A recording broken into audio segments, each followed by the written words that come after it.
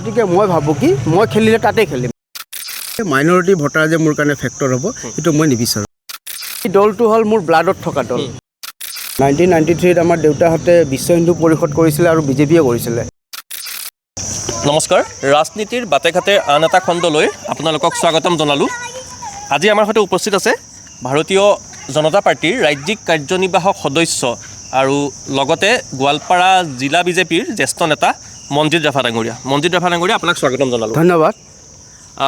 খুব সংক্ষেপে আমি সৰুকৈ আপোনাৰ এটা ইণ্টাৰভিউ নহয়, ফৰ্মেল বি নহয়, ইনফৰ্মেল আমাৰ কিছুমান কথা বতৰা আপোনাৰ পৰা কিছুমান কথা আমি জানিব বিচাৰিম। আপুনি যিহেতু গোৱালপাৰা জিলা বিজেপিৰ এজন জ্যেষ্ঠ নেতা, হয়, আপুনি বহু আগৰ পৰাই আপুনি ভাৰতীয় জনতা পাৰ্টীৰ দলৰ লগত জড়িত, গতিকে আপোনাৰ ৰাজনীতি জীৱনৰ কথা অতি অলপ সংক্ষেপে হ'লেও জানিব বিচাৰিছোঁ। ভাৰতীয় জনতা পাৰ্টীত একচুৱেলি মই 2004 চনত জইন কৰিছিলোঁ। মোৰ প্ৰয়াত শিক্ষাগুৰু এজনে মোক জইন কৰাইছিলে, তেখেত বৰ্তমান নাই। তাৰপিছত মই যুৱ মৰ্চাৰ দায়িত্বত আছিলোঁ। গোৱালপাৰা জিলাৰ 3বাৰকৈ প্ৰভাৰী আছিলোঁ যুৱ মৰ্চাৰ। ST মৰ্চাৰ ষ্টেট ছেক্ৰেটেৰী আছিলোঁ, জেনেৰেল ছেক্ৰেটেৰী আছিলোঁ। আৰু এইবাৰ আমাৰ সন্মানীয় সভাপতি দিলীপ শইকীয়া ডাঙৰীয়াৰ নেতৃত্বত মোক ৰাজ্যিক ষ্টেট এক্সিকিউটিভ মেম্বাৰ দিছে। তাৰোপৰি মই মেঘালয় ইলেকশ্যনৰ এইবাৰো, যোৱাবাৰো, ইয়াৰ আগৰবাৰো আছিলোঁ তাতে দায়িত্বত সমষ্টিবিলাকত ইনচাৰ্জ হিচাপে, সমষ্টি ইনচাৰ্জ। মণিপুৰত মই বিস্তাৰক হিচাপে কাম কৰিছিলোঁ 3 মাহ। তাৰপিছত আকৌ টিৱা ইলেকশ্যনত মই গৈছিলোঁ কাম কৰিব ইনচাৰ্জ হিচাপে, এটা সমষ্টি দিছিলে।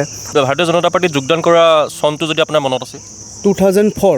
2004ৰ পৰা আজিলৈ আপুনি ভাৰতীয় জনতা পাৰ্টীৰ হৈ কাম কৰি আছে। মনজিৎ ৰাভা ডাঙৰীয়া, সঘনাই চৰ্চাত আছে যে গোৱালপাৰা জিলাৰ পশ্চিম গোৱালপাৰা সমষ্টিৰ যি মিত্ৰজোঁট বা বিজেপিৰ প্ৰাৰ্থিত্ব প্ৰয়াসীৰ ভিতৰত আপোনাৰ নামটো কিন্তু চৰ্চাত আছে। কি ক'ব এই বিষয়ে? চাওক, তাতে মই আমাৰ গ্ৰাছৰুট লেভেলৰ পৰা কাম কৰিছোঁ জিলাখনত, প্লাছ গ্ৰাছৰুট লেভেলৰ কাৰ্যকৰ্তাৰ পৰা আদি কৰি সাধাৰণ ৰাইজৰ লগতো মোৰ এটা ভাল সুসম্পৰ্ক আছে। বিভিন্ন জাতি ধৰ্ম বৰ্ণ নিৰ্বিশেষে সকলোৰে লগতে মোৰ এটা ভাল সুসম্পৰ্ক আছে।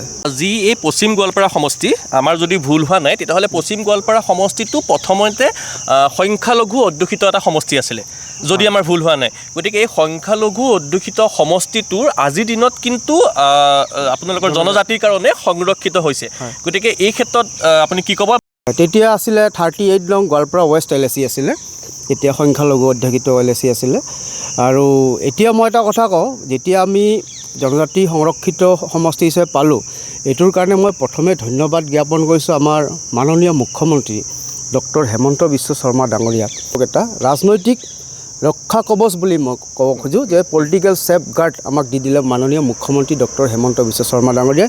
আৰু সেইকাৰণে আমাৰ গোৱালপাৰা পশ্চিম সমষ্টি 13 নং গোৱালপাৰা পশ্চিম সমষ্টিৰ ৰাইজে সদায় আমি তেখেতৰ ওপৰত আমি কি থাকিম, এইটো কৃতজ্ঞতা থাকিব আমাৰ তেখেতৰ প্ৰতি। পশ্চিম গোৱালপাৰা সমষ্টিত যদি দলে অথবা মিত্ৰজোঁটে যদি আপোনাক প্ৰাৰ্থিত্ব প্ৰদান কৰে, তেতিয়াহ'লে গোৱালপাৰা পশ্চিম সমষ্টিত আপুনি কৰিবলগীয়া প্ৰথমে আপুনি কৰিবলগীয়া, আৰু যদি আপুনি জয়লাভ হোৱাৰ পাছত প্ৰথমে আপুনি কৰিবলগীয়া দুটা কামৰ সংক্ষেপে যদি আপুনি আমাক জনায়। সমস্যা দুটা আপোনাৰ সমষ্টি। তাতে সমস্যা বুলি আছে, কিছুমান সমস্যা আছে, কিন্তু মই ভাবোঁ কি, মই যদি আমাৰ দলে যদি মোক সেইখিনি সুবিধা দিয়ে, মই একচুৱেলি উঠি অহা যিখিনিও আমাৰ প্ৰজন্ম আছে, নৱপ্ৰজন্মখিনিৰ কাৰণে শিক্ষা আৰু কৰ্মসংস্থাপনৰ ক্ষেত্ৰত মই কিছুমান ক্ষেত্ৰত গুৰুত্ব দিম। তাৰমানে কি, আমাৰ সেইফালে ৰিম'ট এৰিয়া হয়, বহুত ল'ৰা ছোৱালী হয়তো কিছুমান টেলেণ্টেড ল'ৰা ছোৱালীবিলাকে বহুত শিক্ষাৰ পৰা বহুত মানে কি পিছ পৰি আছে, বঞ্চিত হৈ আছে। মই ভাবোঁ কি, যদি মই এইখিনি সুবিধা যদি পাওঁ, তেতিয়া তেখেতসকলৰ কাৰণে কিবা নতুনত্ব যদি আনিব পাৰি, শিক্ষা ৰিভলিউশ্যন যি কয়, এডুকেশ্যনেল এটা ৰিভলিউশ্যন, সেইটো মই লৈ আনিম বুলি ভাবিছিলোঁ। লগতে যিবিলাক আমাৰ তাতে ধৰক কৰ্মসংস্থাপন নোহোৱা যিবিলাক নতুন প্ৰজন্ম আছে, তেখেতসকলক খালি চৰকাৰী চাকৰি পালে কৰ্মসংস্থাপন হয় এইটো নহয়, আৰু তেনেকৈ বহুত কিছু পদ্ধতি আছে, মই সেইবিলাক অলৰেডি ভাবি থৈছোঁ। তাৰমানে যদি পাওঁ, কাৰণ শিক্ষা আৰু কৰ্মসংস্থাপন যেতিয়া থাকিব, তেতিয়া সমষ্টিটো এনেই ডেভেলপ হৈ যাব। আপোনাৰ পৰা এটা কথা জানিব, আপোনাৰ প্ৰত্যাহ্বান মানে পশ্চিম গোৱালপাৰা সমষ্টিত আপুনি প্ৰত্যাহ্বানৰ কিবা সন্মুখীন? নাই,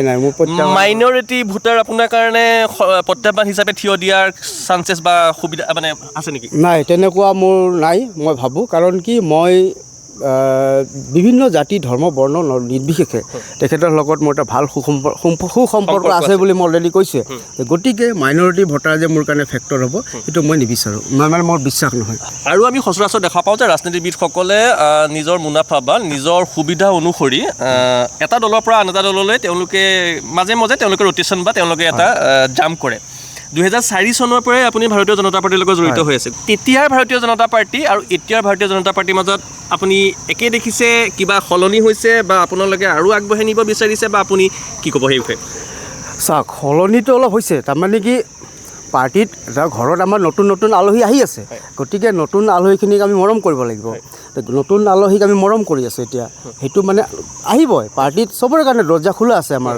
পাৰ্টিত আমাৰ মাননীয় মুখ্যমন্ত্ৰী ডাঙৰীয়া কৈ থাকে মাননীয় ৰাজ্যিক সভাপতি ডাঙৰীয়া কৈ আছে যে আমাৰ দলত যোনে দলৰ প্ৰতি যে কি কয় দলৰ নীতি আদৰ্শ মানি পেলাই যোনে আহিব বিচাৰে দলত আমি সদায় সিহঁতক ৱেলকাম কৰি আছোঁ আৰু মই ভাবোঁ যে ইয়াত আমাৰ একো অসুবিধা নহয় আৰু কথা হ'ল কি 2004 কথা ক'লে একচুৱেলি মই 2016 2021 আৰু 2026 মই আহিম সেই কথাটোলৈ যে আপুনি এইবাৰেই নহয় আপুনি ইয়াৰ আগৰ নিৰ্বাচনসমূহতো আমাৰ যদি ভুল হোৱা নাই তেতিয়াহ'লে আপুনি প্ৰাৰ্থিত্ব গোৱালপাৰা সমষ্টি বা গোৱালপাৰা পশ্চিম সমষ্টিৰ পৰা বা আপোনালোকৰ জিলাৰ পৰা আপুনি প্ৰাৰ্থিত্বৰ কাৰণে আবেদন কৰিছিলে সেই বিষয়ে কি ক'ব এতিয়া দলে চাওক দলে মোক তাতে কাম কৰিব দিছিলে আৰু তেতিয়া ধৰক ইমান আমাৰ দলত কিয় নাছিল মানুহো নাছিল আৰু যিহেতু সেইটো আছিল মুছলিম ডমিনেটেড এটা সমষ্টি সংখ্যালঘু অধ্যাসিত মানে সমষ্টি তাতে মানুহ যাব নিবিচাৰে দলৰ হৈ মই কাম কৰি আছিলোঁ সেইকাৰণে মই ভাবিছোঁ যিহেতু কোনো নাই তাতো মইতো সংগঠনটো ধৰি ৰাখিব লাগিব তাতে যিহেতু মানে